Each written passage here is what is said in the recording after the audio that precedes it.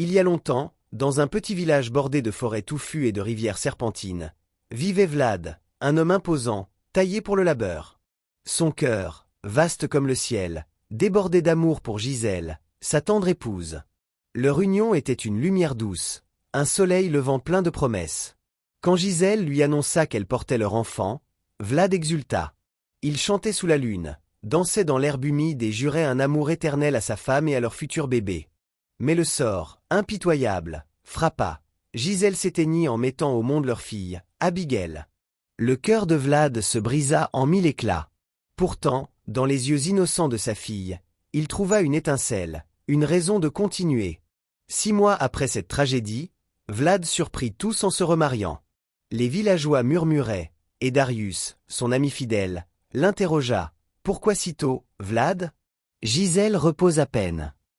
Vlad soupira, lourd de chagrin. « Abigail a besoin d'une mère. Je suis perdu sans aide. » Ainsi entra Paula, une femme à la beauté envoûtante, avec sa peau d'ébène et ses yeux brillants comme des pierres polies. Mais cette beauté masquait un cœur de glace. Au début, Paula joua la comédie, feignant d'aimer Abigail. Bientôt, son vrai visage surgit. Ce bébé hurle trop. Grognait-elle, excédée. Tella, Vlad. Je ne suis pas ici pour ça. Aveuglé par sa douleur et sa peur d'élever seule sa fille, Vlad ignorait ses mots acerbes, espérant que le temps adoucirait Paula. Il avait tort. Un après-midi brûlant, Paula proposa « Allons à la rivière. Ça calmera Abigail. » Vlad acquiesça, portant sa fille contre lui. Les eaux scintillaient sous le soleil, ondulants comme des serpents d'argent.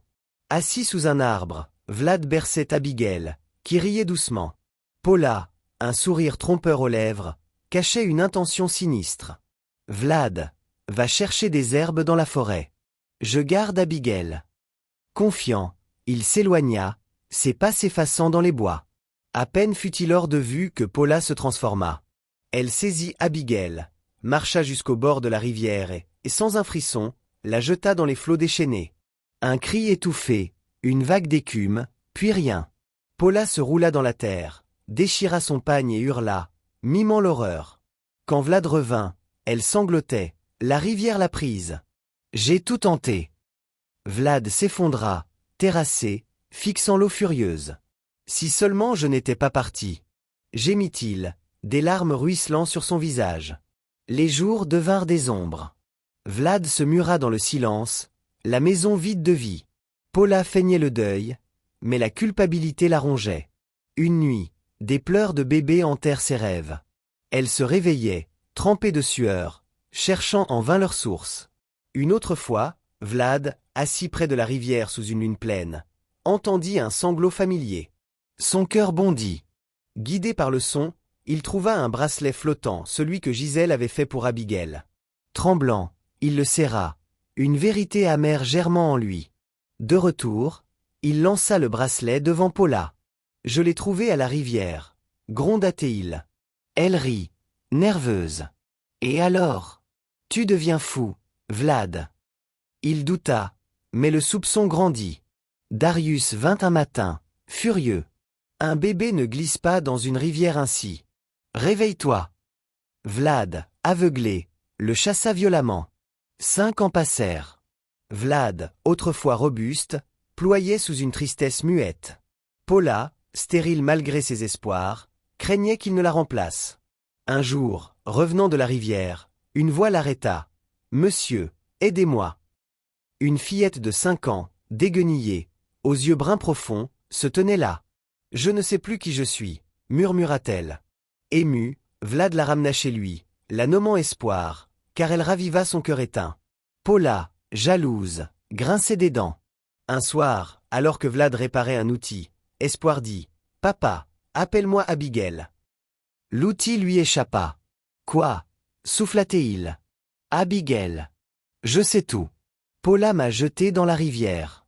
Elle a menti. » Vlad vacilla. « Comment ?» Elle posa une main sur son cœur. « Je suis là pour toi. Tes champs prospéreront. » Le lendemain, miracle, ces terres arides verdoyaient. Vlad pleura, serrant Abigail contre lui. Paula, folle de rage, hurla « Chasse cette peste !»